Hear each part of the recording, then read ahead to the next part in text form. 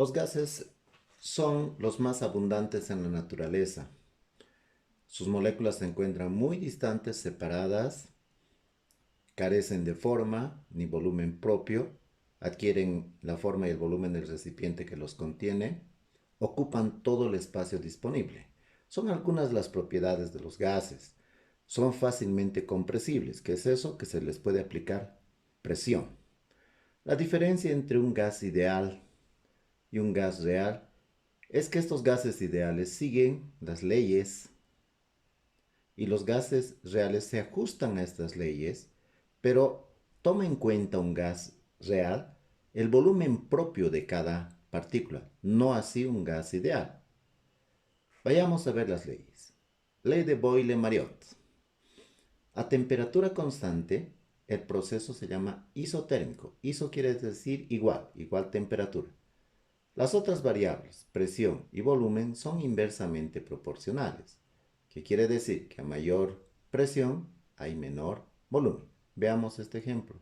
Se tiene un recipiente con un gas, un émbolo, que quiere decir que tiene movimiento, se aplica una presión.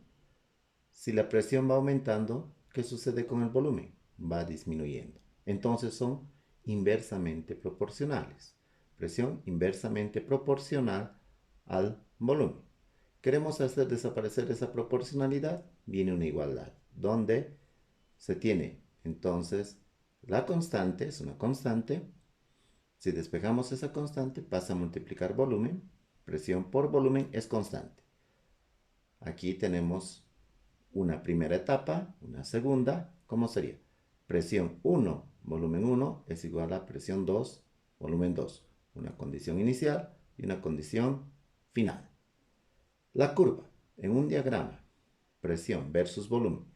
Este diagrama se conoce como diagrama de Clausius.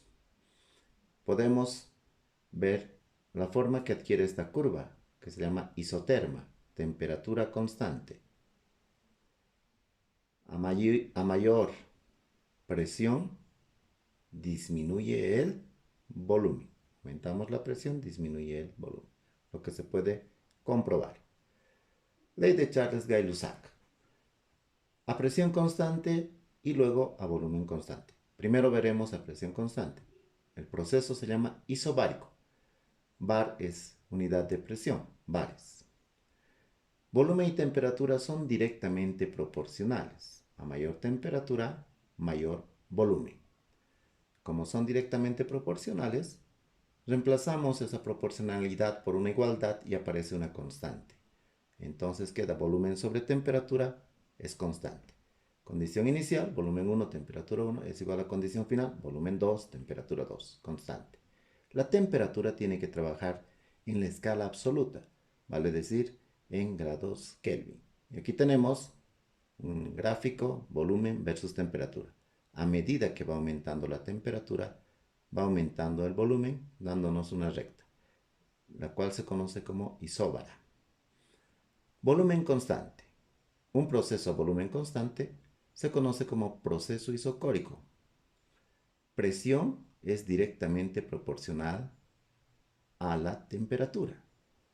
Hacemos desaparecer proporcionalidad, aparece una igualdad y una constante. Despejando, se tiene que presión sobre temperatura es constante. Condición inicial, presión 1, temperatura 1, es igual a una condición final. Presión 2, temperatura 2, constante, constante. En la gráfica se tiene presión versus temperatura de la misma manera. Como es directamente proporcional, una recta conocida como isócora.